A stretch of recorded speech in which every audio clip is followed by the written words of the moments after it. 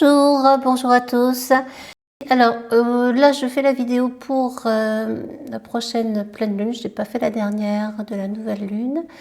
Je me suis pris un peu tard, donc c'était un peu, voilà, ça servait à rien.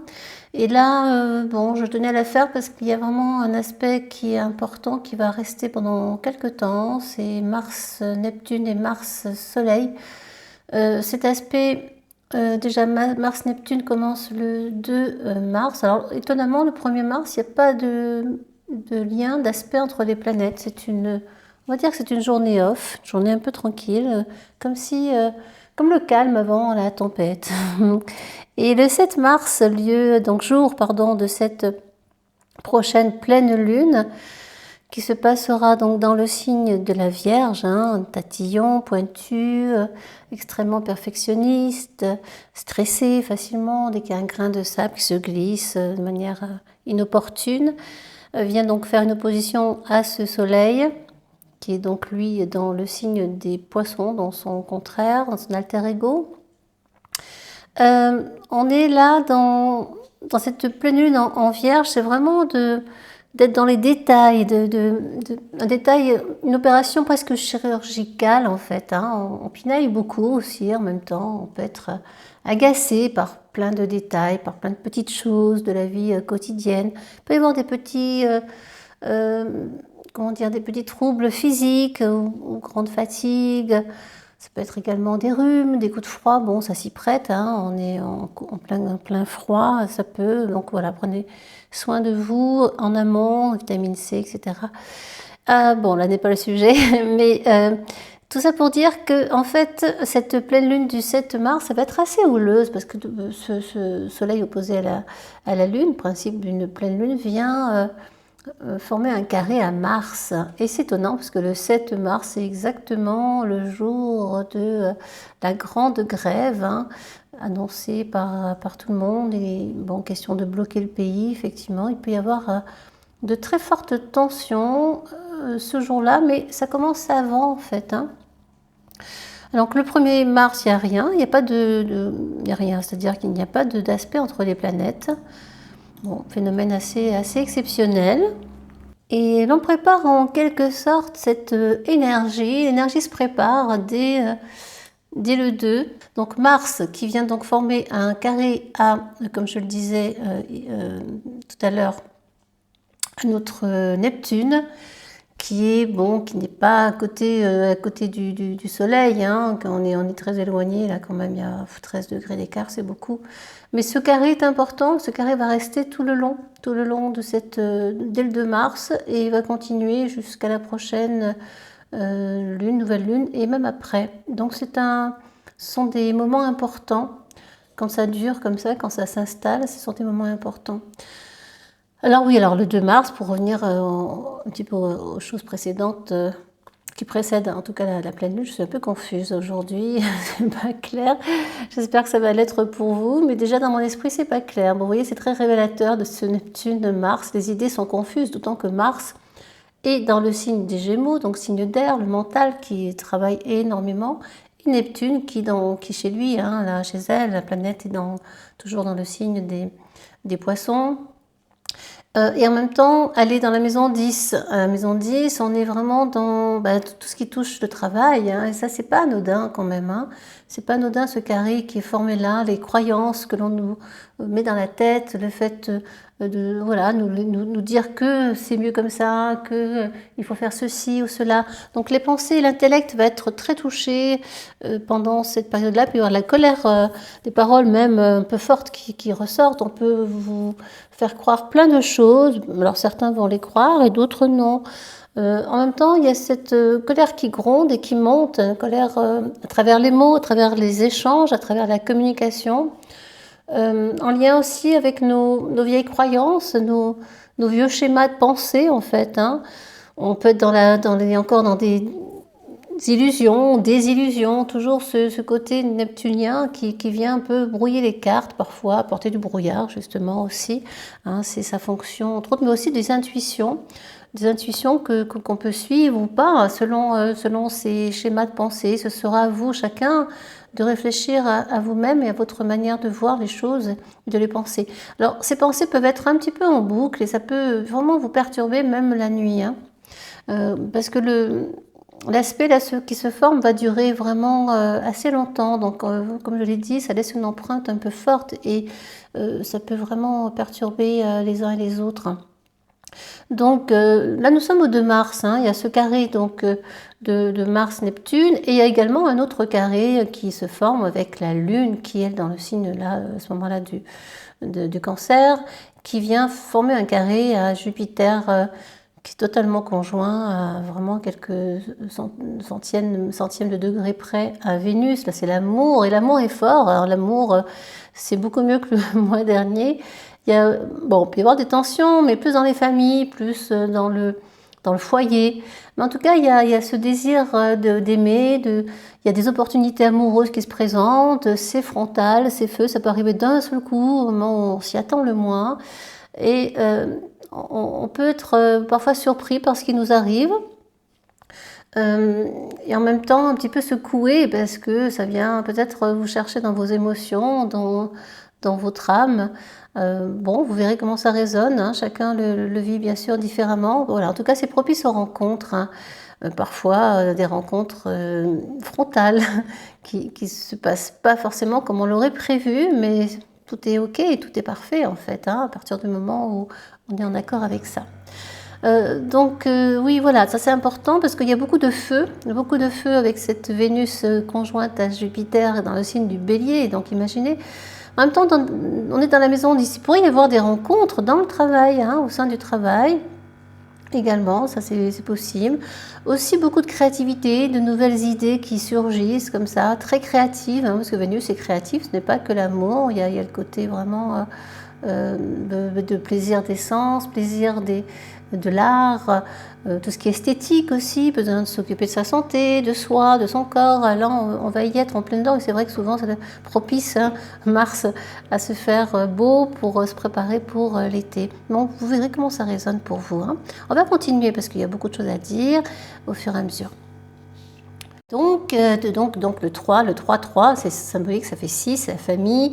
On a toujours cette lune dans le signe donc, du Cancer, la famille, comment on se positionne dans la famille, comment je me perçois dans la famille, comment sont mes émotions dans la famille. Ça vient déclencher l'énergie en face de Pluton. Est-ce qu'il y a un changement radical à faire? Est-ce que on a besoin d'aller chercher en profondeur il y a des choses qui nous ont peut-être blessés quand on était enfant? Est-ce qu'on a besoin de faire du nettoyage? Est-ce que intérieur, hein, j'entends. Est-ce qu'on a besoin aussi d'exprimer les choses envers sa famille, avec sa famille? Bon, voilà, il y a tout ça qui vient se questionner, d'autant que Pluton est dans la maison 7, hein, si on prend toujours à Paris, maison 7, donc qui fait partie donc, des partenaires, du conjoint, la relation. Ça peut être aussi la relation à la maison, dans la famille, comment est-ce qu'on entretient cela, qu'est-ce qu'on veut changer pour que cette relation se passe le mieux du monde, hein. Et en plus, là, Pluton termine sa course gentiment donc dans le signe du Capricorne, hein. Je rappelle que Pluton va faire un grand saut dans le signe du Verseau à la fin du mois de mars. Je vous retirer les dates, je vous l'ai dit, mais je les ai oubliées. Bon voilà, en tout cas c'est un moment important, même s'il reste que quelques mois. C'est symboliquement, au niveau de l'énergie, ça va changer. Mais là on est encore dans le signe du Capricorne avec ce Pluton qui a besoin de nettoyer durement, froidement, fortement. Il peut y avoir une réforme totale même par rapport à sa manière de construire sa relation, hein, de la construction avec le signe du Capricorne, la manière de la bâtir, de la rendre solide ou pas. Ça peut être houleux par rapport à la famille. Voilà, est-ce on peut avoir aussi le besoin, le désir de partir, de rompre aussi. Ça peut vous questionner. Alors, on continue. Donc autour du 5, la Lune vient déclencher l'énergie de Mars. C'est plutôt une énergie favorable qui dit que voilà, mettez en lumière vos émotions, ce que vous avez envie de dire, votre créativité aussi, votre sensibilité. Elle peut être exacerbée, elle peut être en même temps, mais dans le bon sens, dans quelque chose d'assez positif.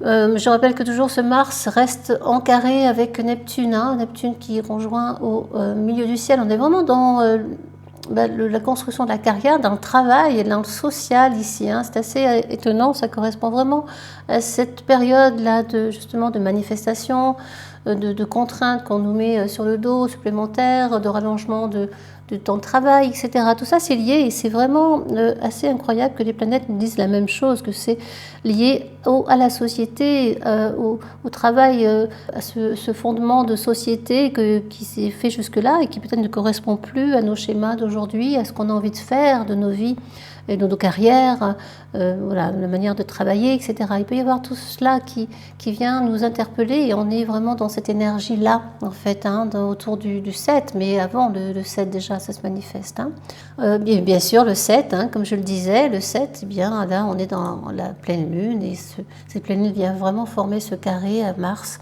Donc c'est frontal, il peut y avoir des débordements, ça c'est possible, hein, même si le poisson est dans le signe, le soleil est dans le signe du poisson, qui vient un petit peu radoucir tout cela, et la lune dans le signe de la Vierge, c'est pas trop violent, mais on a ce Mars au milieu, c'est pas violent au niveau des mots, des verbes, des échanges, hein, les communications peuvent être un petit peu tendues. On va s'y attendre, c'est un jour important le 7, hein, au niveau en tout cas planète, énergie planétaire. On va continuer un petit peu. Donc effectivement, hein, le 7, le 8, à nouveau, bon, on a toujours ce carré, ces deux carrés, donc que Mars Soleil, Mars Neptune, qui viennent toujours, comment dire, qui laissent cette tension en place, parce que comme si c'était en suspens et que rien n'avait encore été réglé, et la Lune vient déclencher l'énergie de Neptune, donc attention, toujours pareil, à ce qu'on nous fait croire, à ce qu'on nous laisse croire. Et il est important d'avoir chacun sa propre expression, sa propre analyse par rapport à tout cela et de comprendre, d'aller chercher au-delà de ce qu'on nous dit, de sortir de la phase, de l'attitude de suivre le troupeau et d'aller un petit peu comprendre plus en profondeur ce qu'il en est, hein, quel que soit le... Là, c'est plutôt sur des sujets très, très sociétal à nouveau, hein, liés au travail, liés à... Mais ça peut être bien sûr, hein, de point de vue plus personnel, hein, bien sûr. On peut être ça peut être à des voyages qui sont un petit peu freinés. Il y a des obstacles ou il y a des grèves, justement. Donc le voyage est retardé ou compliqué ou annulé. Ça peut aussi irriter les uns et les autres parce que ça ne fonctionne pas comme on veut et parce qu'on a prévu ce voyage et que ça ne se fait pas. Les tensions sont aussi d'ordre personnel par rapport à la vie de chacun. Hein.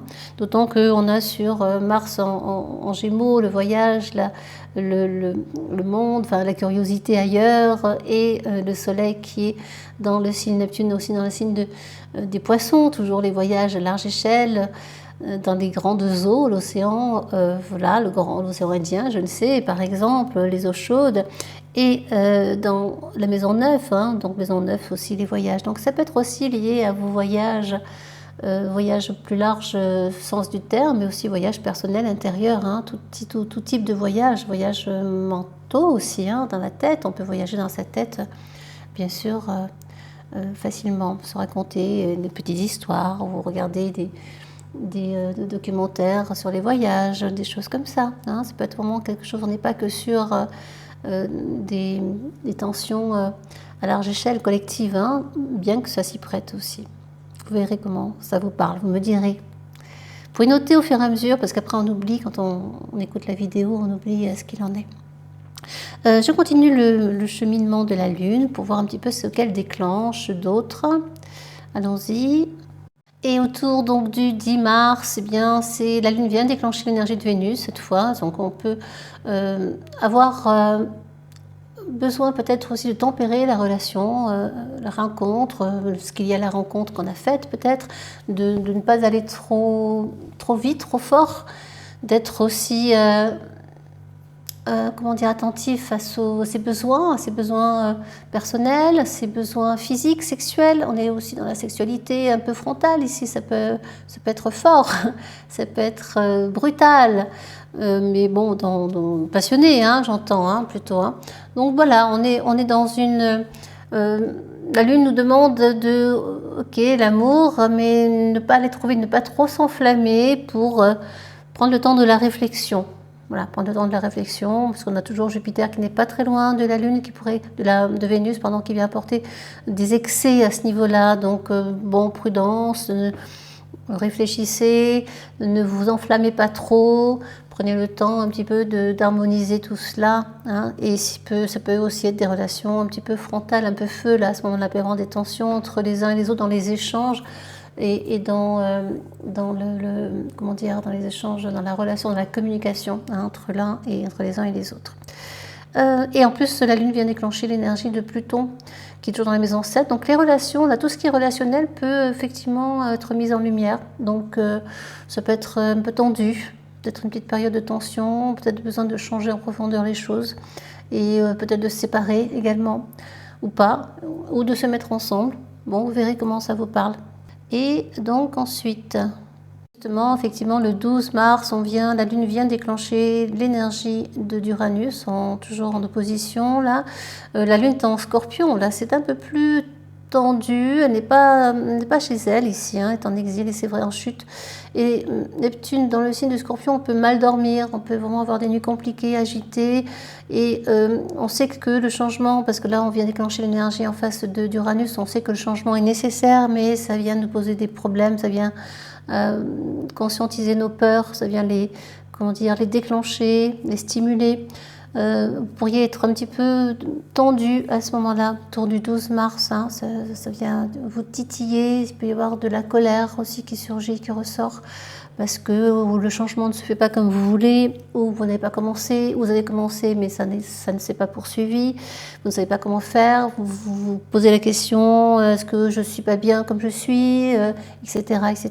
Et en même temps, ce jour-là, le 12, on a cette tension entre Pluton et Vénus, là encore, hein, les relations peuvent être tendues, amoureuses, ça peut être aussi des relations au travail, relations entre collègues, parce que la Vénus est dans la maison 10, ça peut être feu frontal, il peut y avoir quelques heurts, quelques échanges un petit peu houleux, un petit peu perturbants ce jour-là. On est vraiment dans quelque chose de relationnel. Ça peut être aussi la relation avec le partenaire, le conjoint, qui ne se passe pas très bien, qui est un petit peu en tension aussi, il peut y avoir des disputes.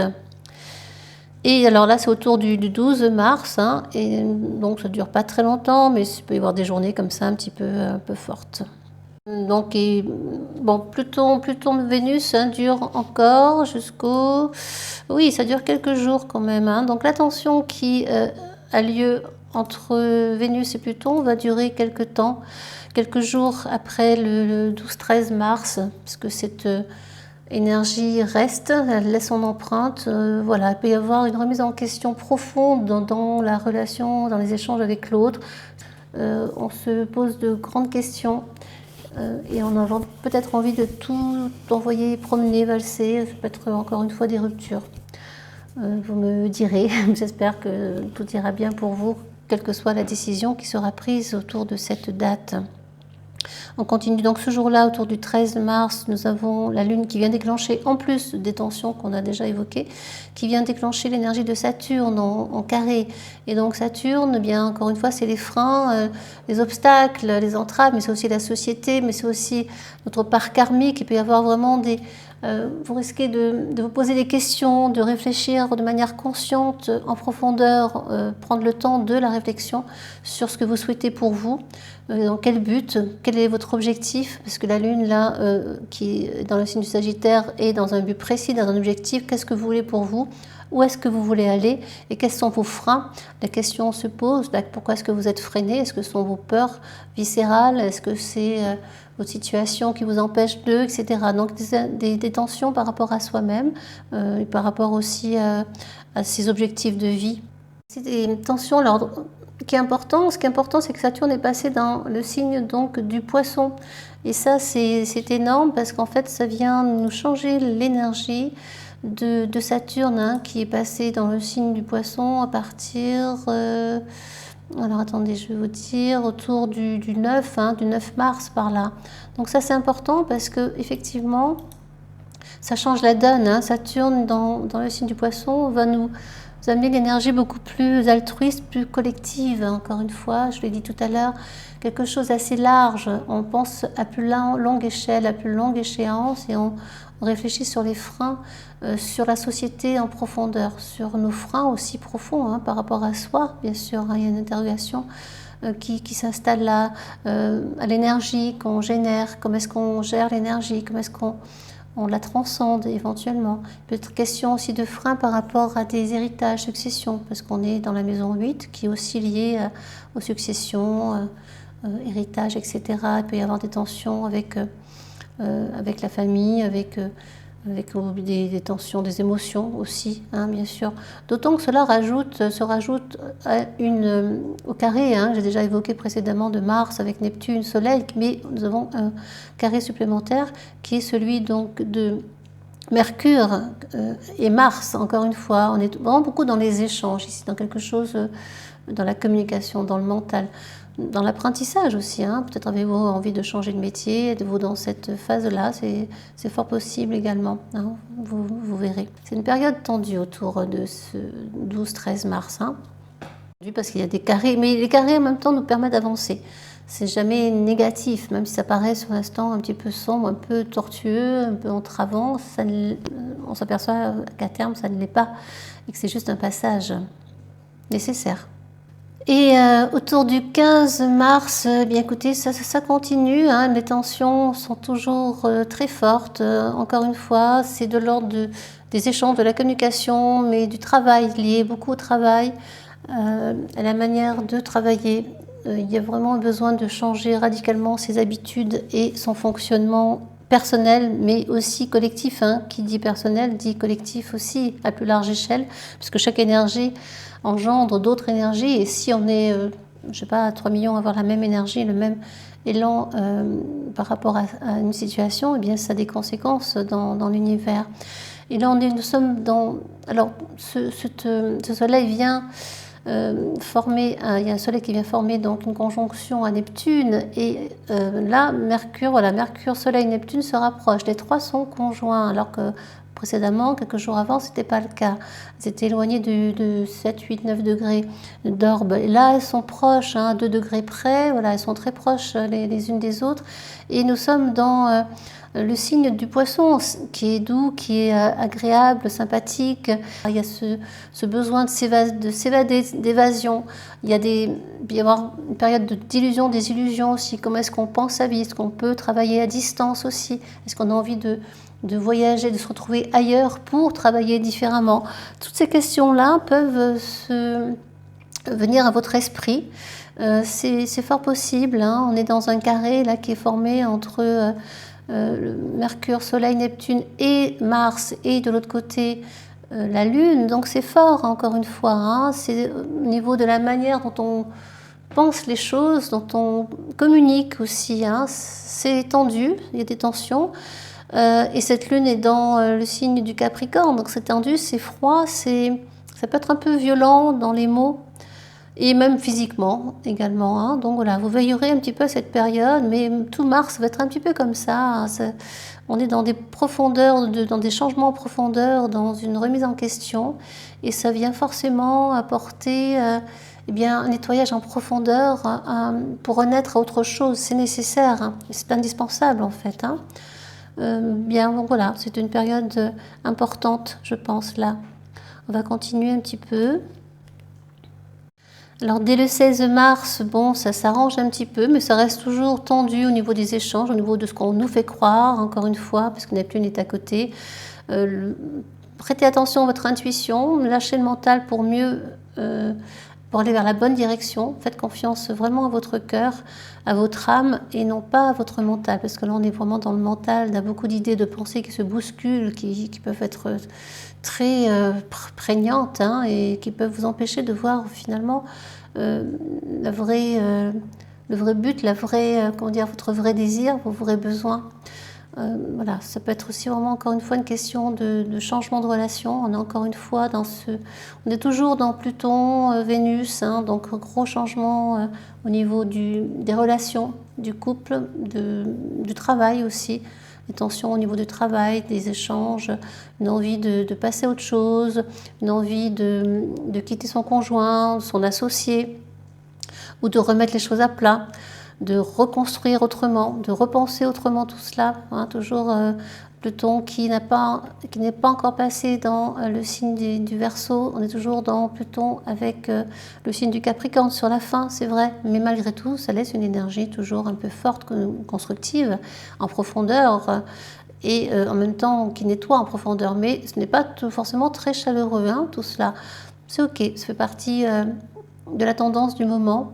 Il sera question de modérer un petit peu ce côté feu et frontal dans les échanges. Et on va progressivement se rapprocher de la prochaine nouvelle lune. Alors au niveau du 18, la lune vient déclencher l'énergie d'Uranus, encore une fois le changement, mais comment? Comment est-ce qu'on s'y prend? Est-ce qu'on pense plus collectif? Est-ce qu'on pense plus perso? Est-ce qu'on a envie de revoir sa relation personnelle aussi? Ça peut être le cas, de changer les choses. Et ça ressort régulièrement, souvent, en cette période-là. Donc le printemps amène un renouveau, le printemps arrive doucement et à nouveau on revient sur ce carré autour du 19 mars, toujours ce triple carré de Mars à Mercure, Soleil, Neptune, encore une fois, communication, échange, le mental, les tensions, les mots, comment on exprime les choses, comment cela résonne dans votre tête, comment est-ce qu'on voyage, comment est-ce qu'on décide de faire autrement, de vivre autrement, de changer sa vie, travail intérieur, voyage astral, ça s'y prête. D'autant que notre Neptune est dans le signe des Poissons, donc on peut voyager très loin en soi, et Mercure en rajoute une petite couche supplémentaire. Puis il y avoir beaucoup de déplacements, mais qui peuvent être entravés aussi autour du 19 mars. Alors je ne sais pas si les grèves vont continuer, ça peut être lié à ça aussi, donc ça peut apporter quelques petits désagréments et agacements, colère du moment. Écoutez, moi je pense avoir fait le tour, c'est déjà pas mal parce qu'il y a eu beaucoup de choses à dire, mais vous voyez, on est toujours sur un fond très lié quand même aux autres, aux échanges, à la communication. Donc il sera vraiment question de veiller à ce que l'on dit, à comment on le dit, de tourner 7 fois la langue dans sa bouche avant de dire quelque chose, quoi que ce soit, qui pourrait être ou déformé ou mal interprété. Avant d'envoyer des messages, voilà, relisez-vous pour voir si le message est correct, s'il n'est pas trop empreint de colère, s'il n'est pas trop frontal. Se poser la question comment l'autre va le recevoir. On est vraiment dans cela. Et puis dans la relation amoureuse qui peut être totalement bouleversée, mais aussi ça peut être des rencontres, le fait aussi de se séparer parce qu'on a rencontré quelqu'un. Tout est possible à ce niveau-là. Bien, en tout cas, j'espère ne pas avoir été trop confuse. Si c'est le cas, je m'en excuse et la prochaine fois, ça ira mieux. Si vous avez compris tout ce que j'ai dit, j'en suis ravie. Prenez bien soin de vous et à très bientôt les amis. Merci pour votre fidélité. Au revoir, merci.